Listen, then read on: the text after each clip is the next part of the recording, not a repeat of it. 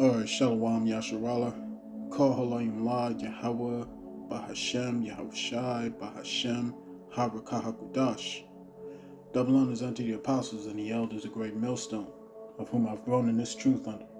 Shalom to the Yakim out there that's pushing the truth, that's laboring in the word, and that's pushing the gospel of the great kingdom that's soon to come. Shalom to the Yakwah that's listening in, that's remaining true to the faith, and remaining faithful and submissive to their husbands and guiding their children. And shalom to the hopeful elect of the 12 tribes scattered abroad throughout the four corners of the earth. Peace and blessings to you all. Barakatha. Alright, so we're going to get into this lesson, man. This lesson is going to be called, There is no rest for you here, Jacob. There is no rest for you here. You will find no rest. You will find no ease in this land of wickedness, in this land of unfair opportunities. Right? They call this land the land of opportunities, the land of the land of freedom. Nothing could be further from the truth. As the scriptures attest to this, as the scriptures proclaim it, nothing could be further from the truth. There is no rest here for you. There's no rest. There's no ease, no comfort. Okay, what sparked this lesson was a community tab by a woman that I follow, that I'm subscribed to. Her name is Shay Sade. You can see it right there, Shay Sade.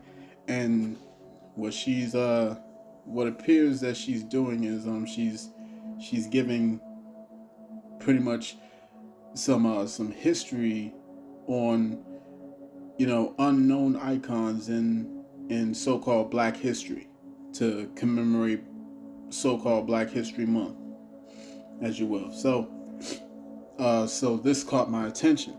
As I was scrolling down, I was looking at the brothers, the apostles, and listening to some of the videos from the brothers and the elders, and I saw this, and so I decided to read into it. This man's name is Benjamin Singleton. Benjamin Singleton. Okay, so let's go. This is the image of him right here. Okay, and we'll go into his story. Benjamin Singleton, born in Nashville, Tennessee, was sold into slavery several times. He always managed to escape, and he eventually settled in Detroit, returning to Tennessee after the American Civil War. In the late 1860s, Singleton tried to help blacks buy farmland in his home state. That failed when white owners would not sell at reasonable prices. So let's start off with this first paragraph. Right? It started off where it's saying that he was sold into slavery several times. Several times. Okay? The scriptures tell us plainly in these curses who it applies to, man. This is why nobody can claim what we claim. Nobody can say the things that we say, because all the things that's written in these scriptures only pertain to one people. As a matter of fact, let me get this right here. Let's go to Daniel.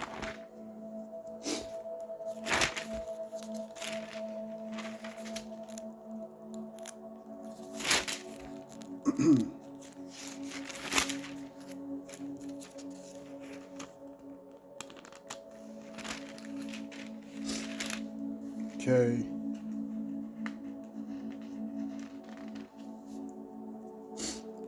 This is Daniel chapter 9, verse 11.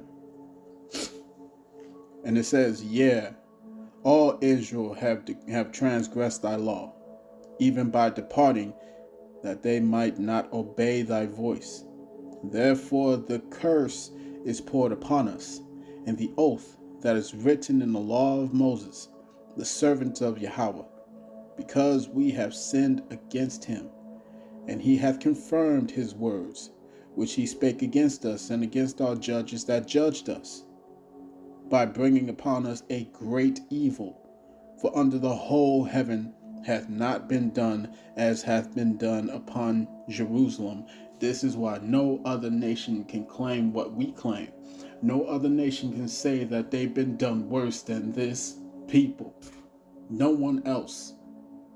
They cannot claim that they've been dealt worse than so-called Negroes, Latinos, and Native Indians.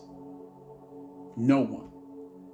And every time they try, it always backfires on them. Every time.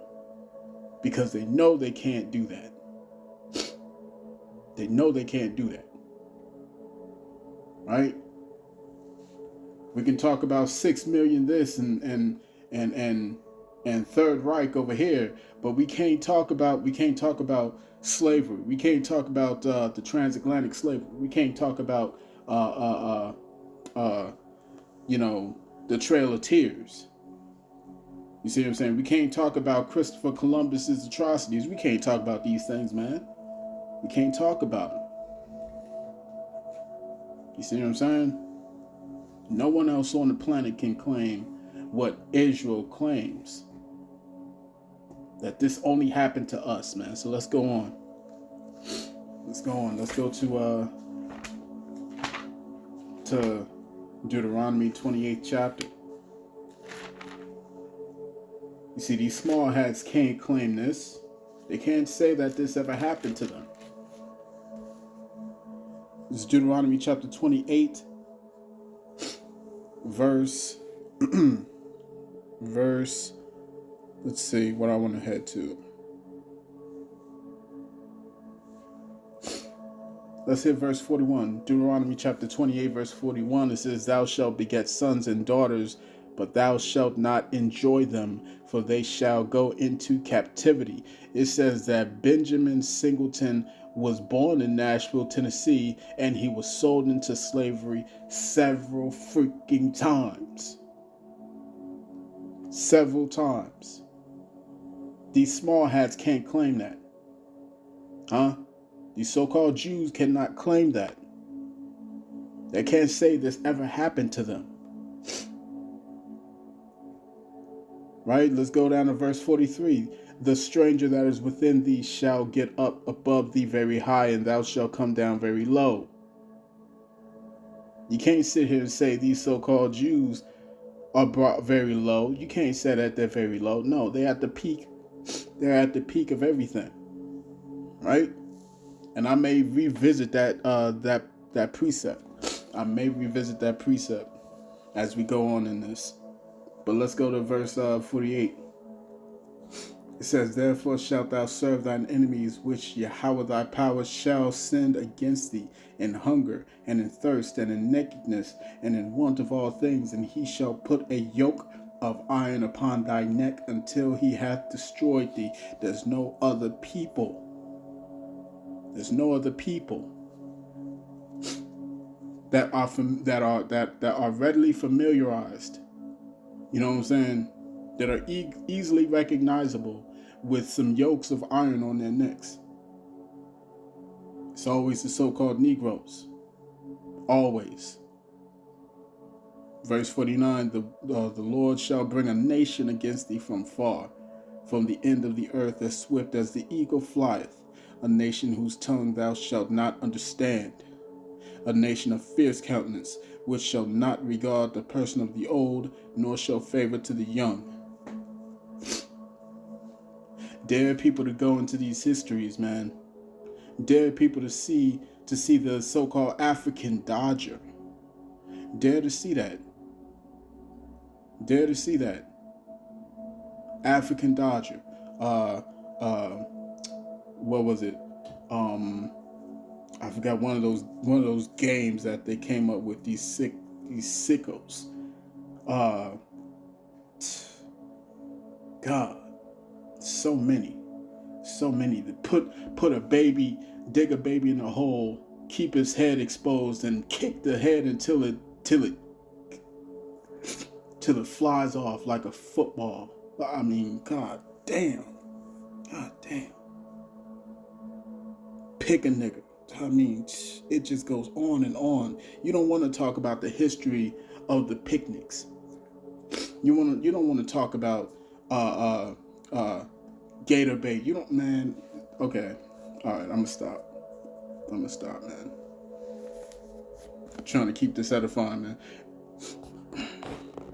Dealing with these devils just get you worked up, man. Let's go.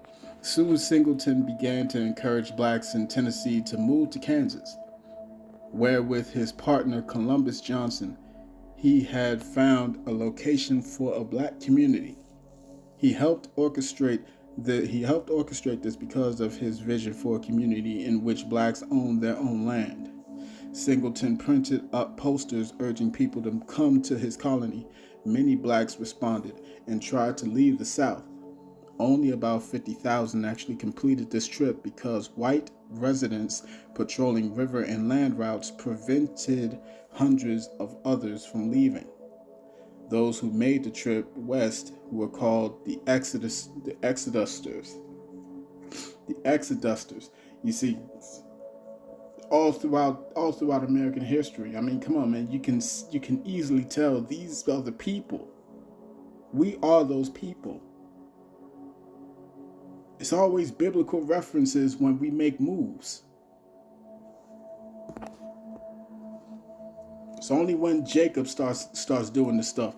In 1881, Singleton began a new effort, organizing a party called the United Colored Links.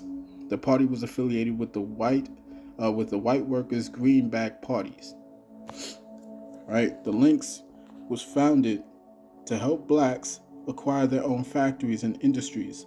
Lack of capital in the black community ended the United Colored Links' existence. Okay, that endeavor failed. In 1883, Singleton founded the Chief League, a group that encouraged blacks to immigrate to the island of Cyprus. This did not get much support and eventually failed.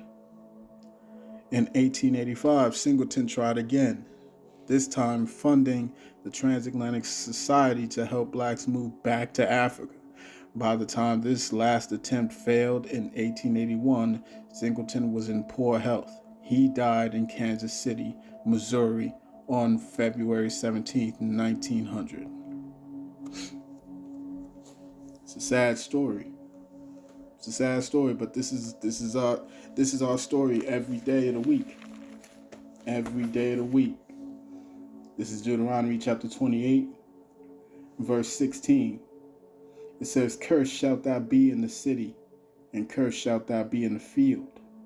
Cursed shall be thy basket and thy store." We don't have any commerce. We don't have any commerce. You see what I'm saying? We don't have no commerce. We don't have no businesses. We don't have anything. Right? We have nothing. Our sons are in prison houses, man. Let's get that. Let's get that.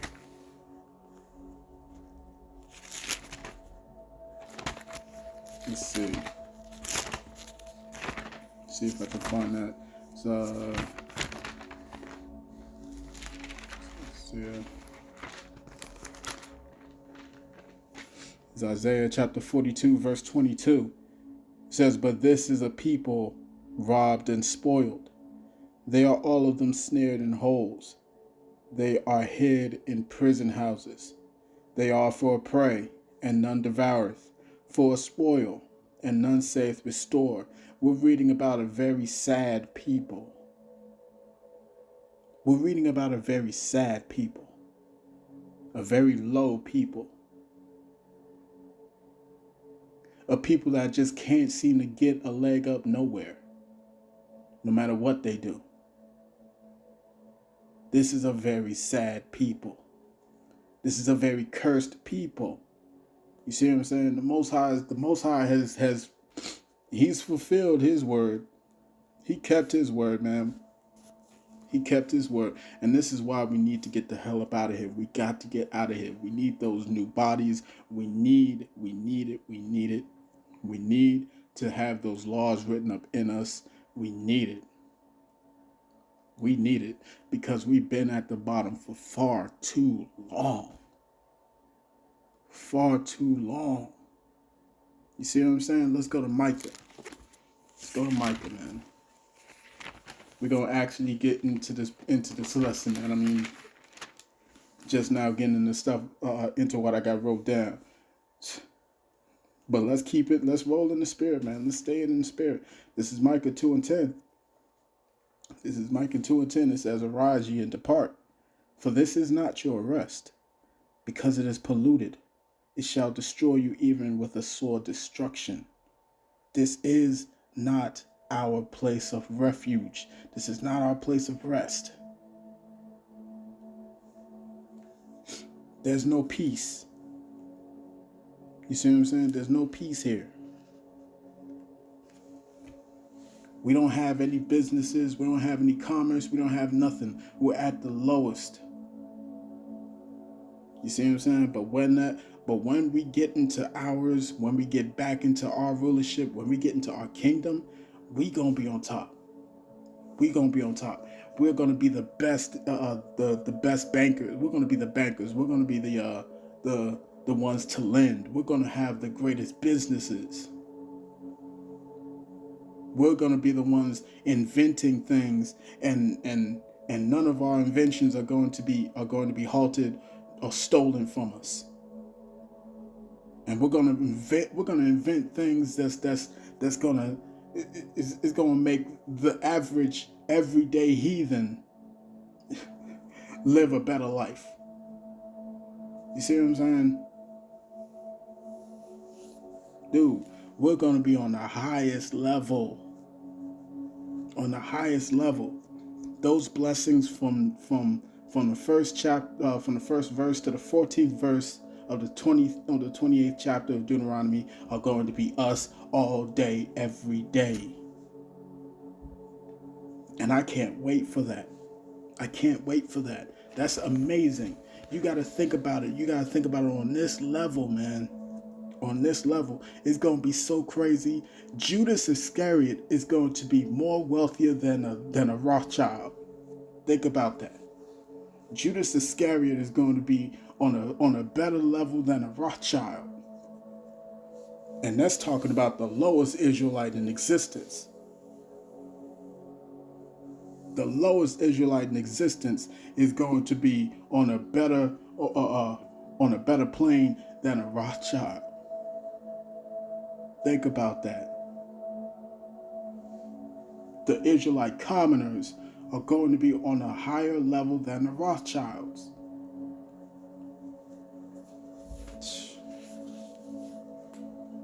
This thing is deep, man. This thing is deep. What the Most High is about to do for us, man. And we got to stand in this. We got to stand firm in this, man. We got to stand firm in this. You see what I'm saying? Lord willing, if we be part of the elect and the remnant, bruh, think of how much glory that the Most High, think of how much glory that the elect are going to get for standing firm on this word, for standing firm on the path, for standing firm, you know what I'm saying, in the work of Yahawah Bahashem Yahawashi. Think about that.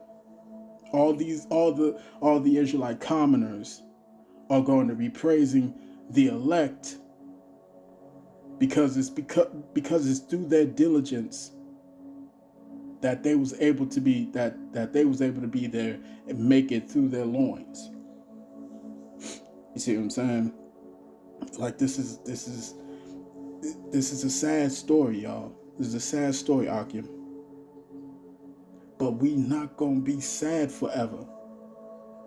This ain't gonna be this way forever, man. We ain't gonna be no sad people forever. Pretty soon we're gonna be the highest praise among everybody. You see what I'm saying? Just don't give up on that. Don't give up on the fight. Don't give up on the fight. You see what I'm saying? Because we're going to look back and we're going to be laughing. We're going to be we're going to be excited, right? It's going to be like a dream come true, man. All this that we dealing with today is going to feel like a bad dream, right? This is Ecclesiastes. It's Ecclesiastes chapter 5, verse 12. It says, the sleep of a laboring man is sweet, whether he eat little or much, but the abundance of the rich will not suffer him to sleep. Yeah, man. Yeah, there was no rest. There was no rest for any of our people. You see, all our people just wanted to do was go somewhere, be by themselves, and prosper on their own. And still that was taken. You see what I'm saying? Because this is not our rest. This is not a place where we're supposed to find ourselves. We're supposed to enjoy ourselves. This is a prison. This is a prison. You see? Verse 13. There is a sore evil which I have seen under the sun, namely, riches kept for the owners thereof to their hurt. Right? We are a people that's robbed. And they take the riches that we've made. This place, America, was built off of our backs, the backs of our forefathers. This place got all the wealth and riches. Look, man. And now all these Edomites have to face the fact that they did this. Let's go to Psalms.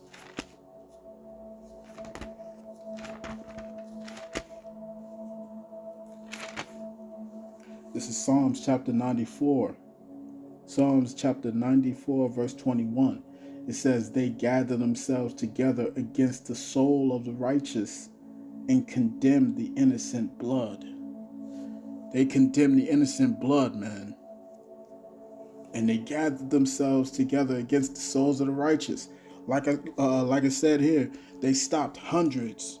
They stopped hundreds from leaving these places. They stopped hundreds of them.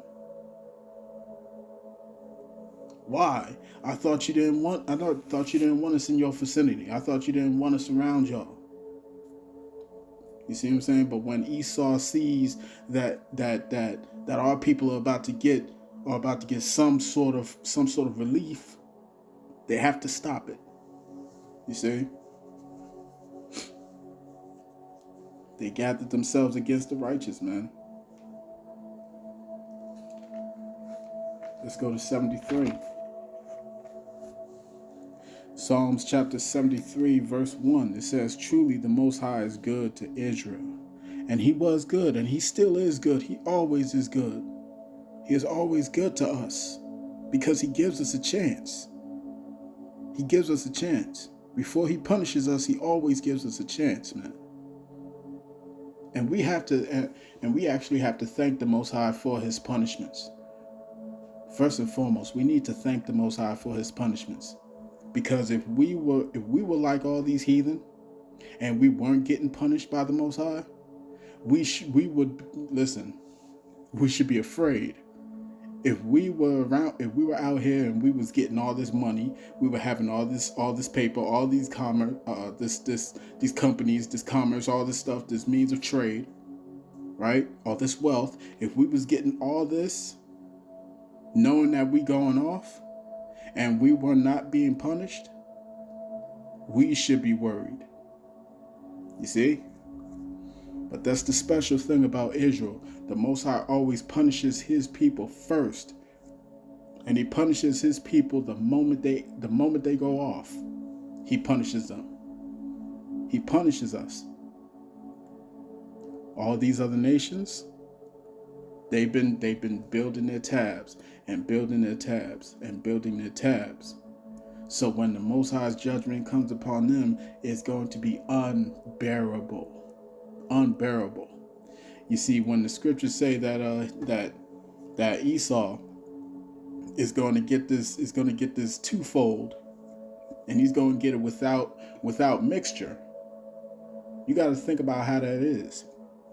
You got to think about how that is. You know what I'm saying? They're going to have to drink of that cup without mixture. Think about a hard liquor. A hard liquor, and there's no mixture to take away the bitterness. You know what I'm saying? Or to ease the bitterness. You see? With all that sweetening to ease the bitterness, that was us in captivity. And think of how bad that was. Think of how terrible that was, the transatlantic slave trade and all this stuff, the Trail of Tears, all these things that went down amongst Israel, the northern and the southern kingdom. Think about it. That was with chaser. You see what I'm saying? That was with that was with mixture.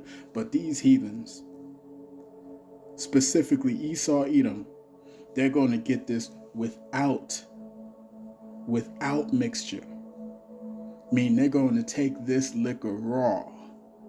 They're going to take all this bitterness raw. See what I'm saying? And then at the end of that 1,000-year bitter slavery, I mean, after 1,000 years of that hell, they are going to be utterly annihilated. Think about that. So we got the better side of the coin. And even with that, we can't boast in it. Right? But yeah, like it says, truly the Most High is good to Israel. The Most High is good to Israel, even to such as are of a clean heart. But as for me, my feet were almost gone. My steps had well nigh slipped. For I was envious at the foolish when I saw the prosperity of the wicked. For there are no bands in their death, but their strength is firm. They are not in trouble as other men, neither are they plagued like other men. Therefore pride compasseth them about as a chain. Violence covereth them as a garment. Their eyes stand out with fatness. They have more than a heart could wish. They are corrupt and speak wickedly concerning oppression. They speak loftily. They make fun of us because of our conditions. They make fun of us, and nobody wants to talk about the syphilis experiments. Nobody wants to talk about the fact that they put AIDS in the community. It all began with us. Them experimenting on us. They never talk about all the inventions that was taken through patents. They never talk about that. Imagine how different things would be if everyone knew that Thomas Jefferson ain't do shit. Thomas Edison. Imagine how different these schools would be if everyone knew who was really behind that light bulb. You see what I'm saying? They are corrupt and they speak wickedly concerning oppression. They speak loftily. They set their mouth against the heavens, and their tongue walketh through the earth. Therefore, this people, therefore his people return hither, and waters of a full cup are wrung out to them. And they say, how doth the Most High know? How doth God know? And is there knowledge in the Most High? Behold, these are the ungodly who prosper in the world. They increase in riches. And they've been increasing and increasing and increasing. You see, that's why the scriptures say the Most High is about to lay down this high tree and exalt the low tree, man. It's about to go down, man. Because it's been too long. Let's go to Proverbs.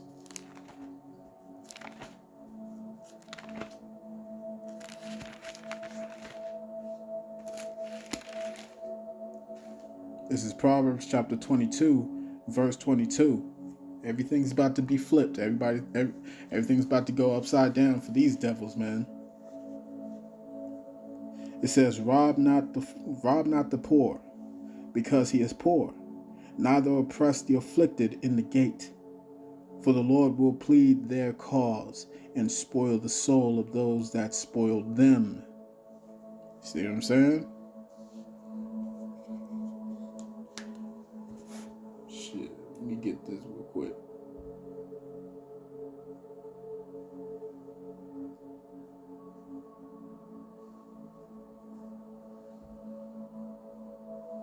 Salaki had to get a quick highlight there, man. Sure, I want to make a little emphasis on that. Right? But let me read it again. Rob not the poor. Rob not the poor. This is Proverbs 22, verse 22. Rob not the poor, because he is poor. Neither oppress the afflicted in the gate. For the Lord will plead their cause and spoil the soul of those that spoiled them. You see? So let's go to Jeremiah. Understand, all of this is about to change very soon. Very soon. And these Edomites can feel it. They feel it. They feel it happening. They feel it happening, and they hate it. They hate it, but ain't nothing they could do about it. This is Jeremiah 49, verse 12. They about to taste of this cup, man. For thus saith Yahawah, behold, they whose judgment was not to drink of the cup have surely drunken. You see? And art thou he that shall altogether go unpunished? Thou shalt not go unpunished, but thou shalt surely drink of it. All that was done to us is about to be done to y'all, man. Let me end it off with that.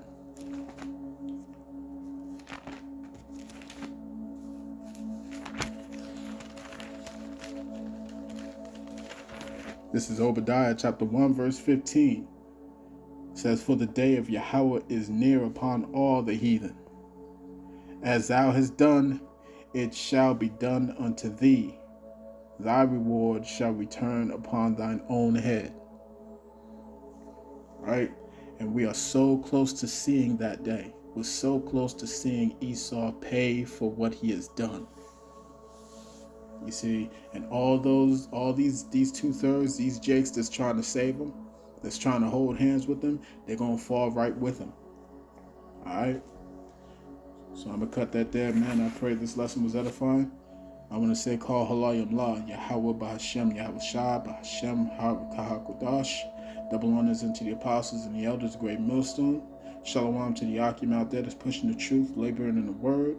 Shalom to the Yakwaf that's listening in, remaining true to the faith, and remaining faithful and submissive to their husbands and guiding their children. And shalom to the hopeful elect of the 12 tribes scattered abroad throughout the 4 corners of the earth. Peace and blessings to you all. Barakatah. Shalom. That thing that we're feeling in our neck right now, that inability to breathe or swallow, and everywhere we turn, we're slapped in the face with how horrible we are. That's called the tides of motherfucking change. Don't run from it, because it's going to find you. No matter what crevice you go and hide in, no matter what bed of a person of color you go and try to pretend that you're in love with, or how many children that are non-white you spew out of your vagina, it's coming for you. I firmly and 100% am ready to embrace it. I've been waiting for this. Patiently waiting. What's happening right now, white people, is that we're choking on our own supremacy, our own fragility, and our own fucking privilege. Fucking sucks, doesn't it?